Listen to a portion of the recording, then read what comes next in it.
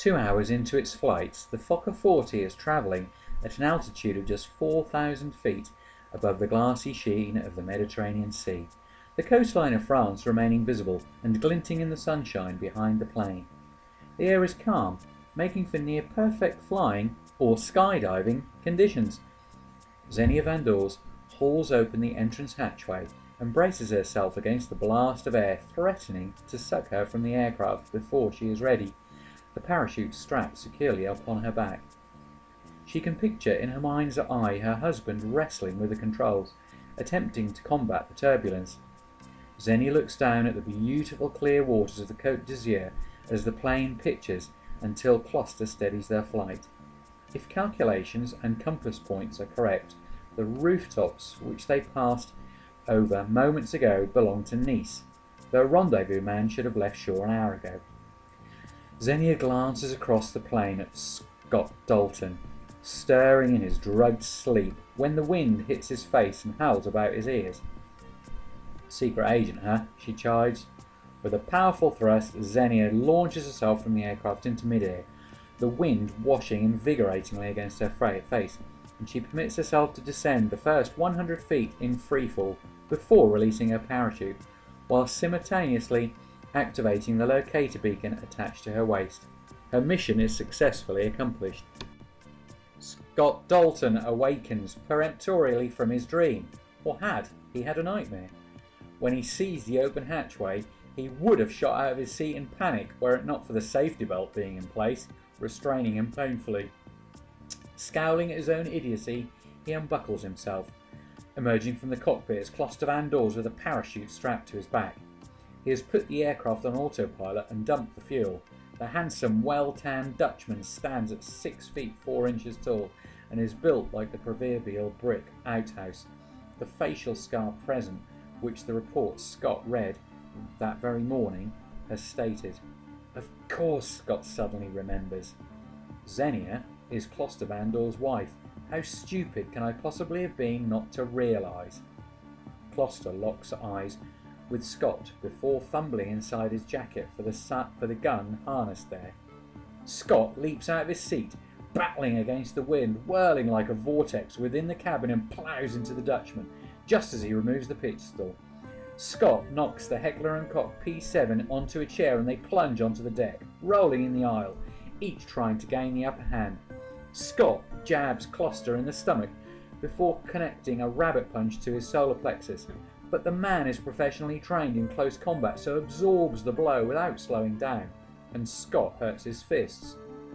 Cluster laughs with superiority and crawls atop the outclassed Englishman, gripping him by the throat with one large hand while pinning the right forearm onto the deck with the other. Scott chops at the man's ribs harder and harder with an open-handed strike, unable to muster enough power with his left hand to create any reaction. Think, damn it, Scott urges himself. The assignment hasn't even got off the ground, so to speak, and his life is already on the edge. You're going to die, crows his inner voice. No, he encourages himself. I must wipe the terror from my mind and concentrate on the 5 years of training because, after all, I am a second dan black belt in Shotokan karate. Scott hauls his legs forward, knees into his chest with enough force to thrust the surprised man over his head and send him crashing into the cockpit door.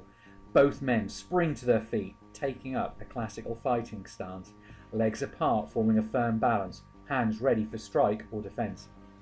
Scott hazards a glance to the chair beside him, and the H&K P7 offers itself temptingly.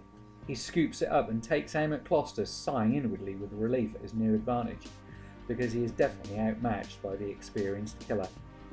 Pity one of us must die, Cluster sneers victoriously, before launching himself out of the plane and into the air. Breathing rapidly, his strength almost depleted, Scott Dalton grips the hatchway latch and watches as Cluster Van Dors activates his parachute, before he himself yanks the hatch closed with all the force he can muster, stopping the air from sucking him to a certain death. Scott slumps upon the deck, panting and coughing, leg muscles shaking uncontrollably, heart thumping hard as his entire body floods with adrenaline. His throat and ribs are sore from the fight with Kloster Van Dors. No doubt tomorrow there will be bruises and welts as a reminder. Blood pumps deafeningly in his ears and his mind whirls. He almost shot another human being, albeit one intent on killing him. Turns the P7 numbly in his hand, feeling the cold hard steel of death, which he pointed at Kloster Van Dors with intentions to kill. Could I have done it, he wonders? Could I have pulled the trigger and taken a man's life? Pull yourself together. He laughs with relief, but abruptly stops when the pitch of the Fokker's engine changes, then ceases altogether. Scott drops the P7, staggers into the cockpit and slumps into the pilot seat of the Fokker 40. He looks across the clear blue waters of the Côte d'Azur and wonders what had occurred to render him unconscious in the first place. The plane took off smoothly. The captain welcomed him overboard over the tannoy, which is obviously Kloster Van Dors, and he consumed arches with lemonade before falling asleep. He never falls asleep after one drink. Obviously the drink had been drugged, and he is now the only occupant of the aircraft. Also obvious is that there are no more parachutes on board, and he isn't a pilot. Botherations! He curses loudly. So much for being a secret agent. His first assignment has the potential to be his last. Pull yourself together.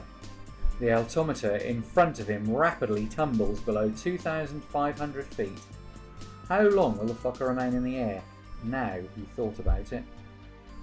It is quite miraculous. The plane hasn't fallen apart before now. He looks at the plethora of controls and dials, most of which mean nothing to him. A flashing light indicates the autopilot is engaged. Does he dare attempt the unthinkable? Can he successfully turn the aeroplane around so it will at least be nearer land when it crashes into the sea?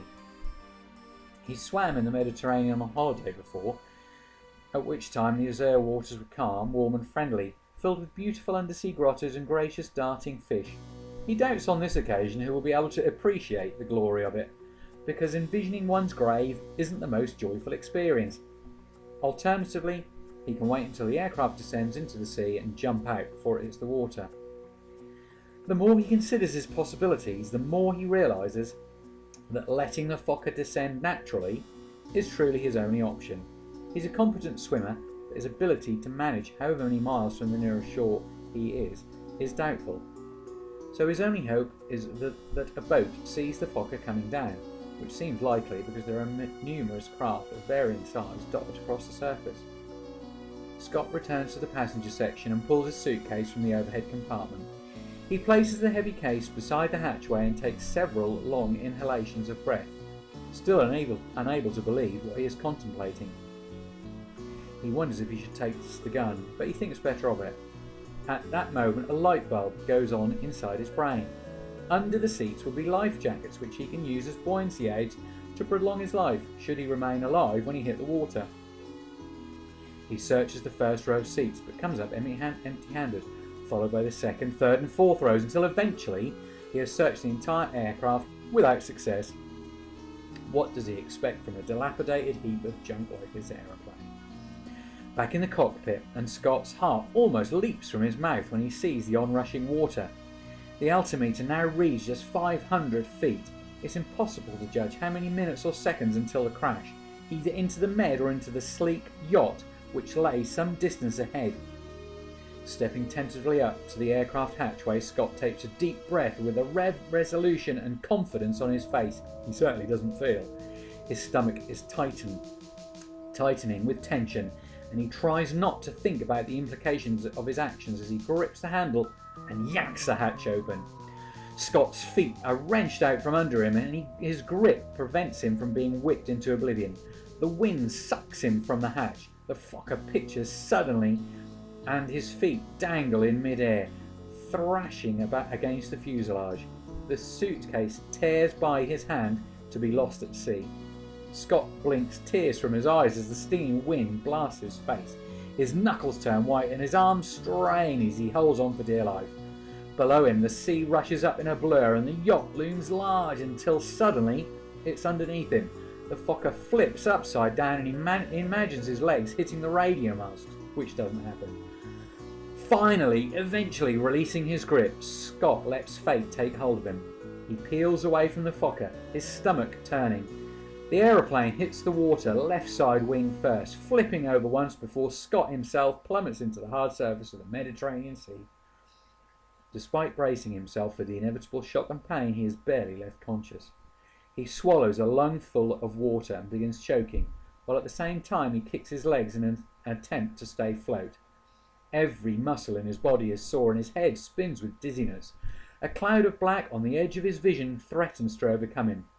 The sense of claustrophobia is overwhelming until suddenly, gratefully, he gulps in a breath of air, which brings his other senses online. After 60 seconds, which seemed like 60 hours, Scott treads water and breathes easily, if somewhat painfully. He is still able to think, but knows he is grateful to be alive.